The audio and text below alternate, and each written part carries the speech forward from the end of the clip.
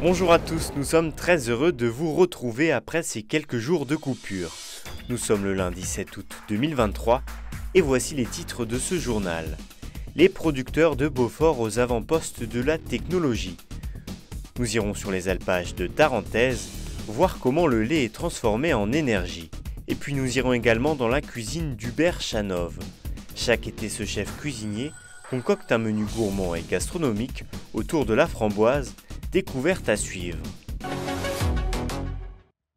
À près de 2000 mètres d'altitude, l'alpage de Plan-Pichu incarne depuis de nombreuses années déjà l'esprit même de la tradition de la fabrication du Beaufort.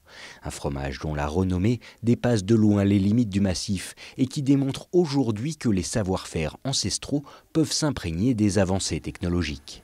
En effet, si l'atelier de fabrication a totalement été rénové, c'est le procédé de méthanisation du petit lait qui permet aujourd'hui à ce site de chauffer ses propres cuves, établissant ainsi un cercle vertueux. Ce qui nous a fait décider, c'est le fait que ça produit suffisamment de gaz pour pouvoir chauffer les cuves de fromage.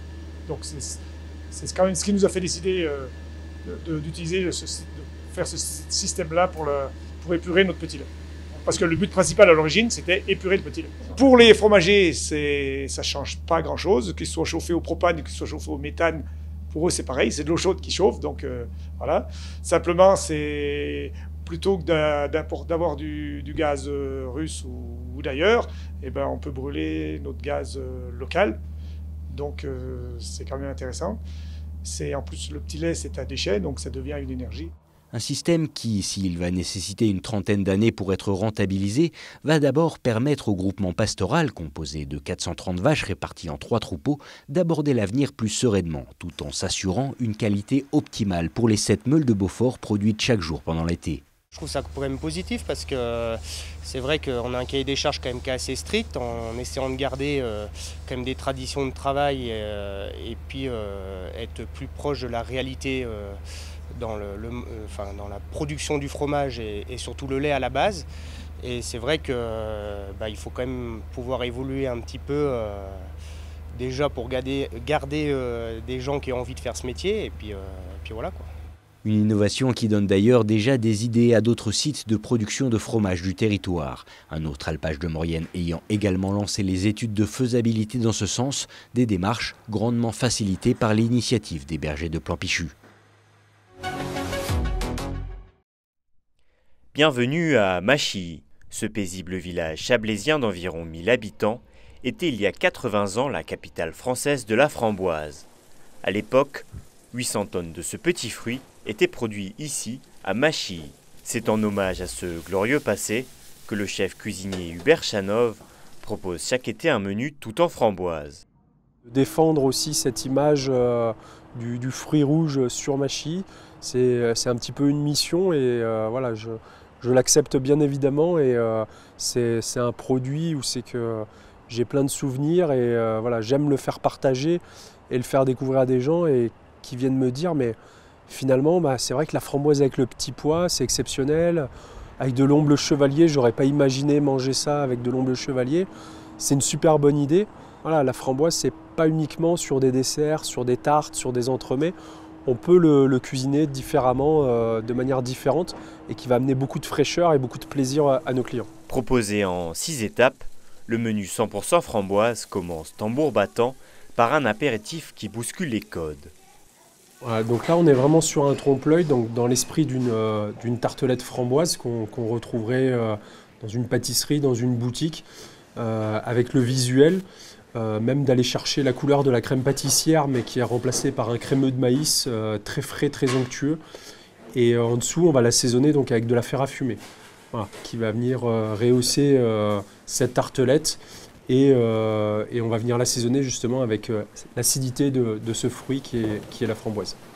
Avec du poisson, des crustacés, de la viande ou des légumes, la framboise est déclinée de différentes façons au gré des assiettes. Et au moment de passer au dessert, la framboise reprend sa place centrale tout en générosité et en gourmandise. J'aime bien évoquer aussi tous les petits souvenirs d'enfance, quand on va chez mamie ou tata dans son verger ramasser les framboises, et après pour le goûter, déguster sa petite barquette avec le café ou le thé justement. Proposé à 150 €, le menu framboise du Berchanov vous plongera dans une expérience gastronomique qui titillera vos papilles grâce à des saveurs inattendues. En football, le FC Annecy n'a malheureusement pas fait le poids samedi dernier au Parc des Sports face à l'En Avant Guingamp. Les hommes de Laurent Guyot se sont lourdement inclinés 4-1 face aux Bretons lors de la première journée de Ligue 2. Alexis Bosetti avait pourtant ouvert le score sur pénalty à la 45e minute. Prochain match pour les Rouges et Blancs ce samedi en déplacement au SCO d'Angers. À 4000 mètres d'altitude, dès l'arrivée des premiers rayons du soleil, la journée est déjà bien entamée. Au sommet de l'Aiguille du Midi, l'équipe de jour succède aux gardiens. Avant l'arrivée des alpinistes et des touristes, ils doivent ouvrir, vérifier et lancer les diverses installations. Et parmi elles, le téléphérique panoramique Mont-Blanc. Inauguré en 1957, ce trait d'union franco-italien traverse la vallée blanche sur plus de 5 km. Un vrai exploit technologique qui nécessite chaque matin un protocole précis.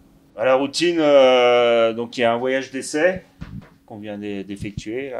On regarde si tout est en place. S'il n'y a pas de dégivrage à faire, s'il n'y a pas de vent, c'est là avec les caméras on voit s'il y a du vent. Donc après on va envoyer deux personnels qui seront au rognon, qui eux seront vigiles pour la journée. On contrôle les liaisons phoniques avec la station qui est à l'opposé et avec les 2 personnes qui vont partir au rognon. Reliant la gare de l'Aiguille du Midi, 3777 mètres, à celle de la Pointe-el-Bronner, 3462 mètres, le panoramique Mont-Blanc est doté de nombreuses particularités. Un sabot suspendu entre le petit et le grand flambeau, un bâtiment pylône installé sur le Gros Rognon, au cœur de la vallée blanche. Mais l'élément le plus caractéristique, c'est bien sa situation, à haute altitude, au cœur du massif du Mont-Blanc, et donc sujet à des variations climatiques extrêmes. Quand on envoie des clients aller-retour, en fait, vu qu'ils ont une demi-heure de traversée, de la visite et une demi-heure de retour, il faut qu'on ait quand même cette marge de sécurité vis-à-vis de la météo, du vent, des orages et tout ça. Donc du coup, ça nécessite une grosse anticipation. D'ailleurs, on est en liaison avec le plan toute la journée, les jours où il y a des risques d'orage, et parce que nous, 1h30 avant la fin de l'orage, il faut déjà qu'on ait fini d'envoyer des gens. 1h30 avant l'orage, il faut que déjà nos clients ils soient sur le retour, parce que sinon on se retrouve avec des clients français côté italien, et après donc nous il faut qu'on organise leur descente côté Courmayeur et leur rapatriement par le bus, donc ça fait beaucoup de logistique on va dire, et il vaut mieux éviter ça.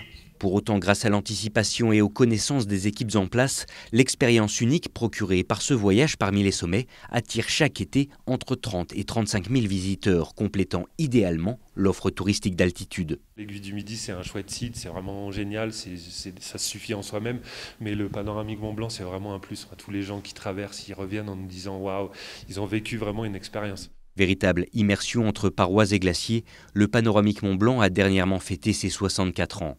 Et si plus aucune pièce n'est d'origine, la philosophie du projet initial reste aujourd'hui inchangée, continuant de faire découvrir au plus grand nombre la beauté de nos monts enneigés. C'est la fin de ce journal. On se quitte avec ces images de la 18e édition de la Valine. La foire traditionnelle de Val d'Isère s'est déroulée le week-end dernier. Elle réunit artisans et producteurs locaux des Deux-Savoie, du Val d'Aoste et du Piémont. Tout de suite, vous retrouverez votre bulletin météo. Et quant à moi, je vous donne rendez-vous dès demain, même chaîne, même heure, pour votre prochain point avec l'actualité.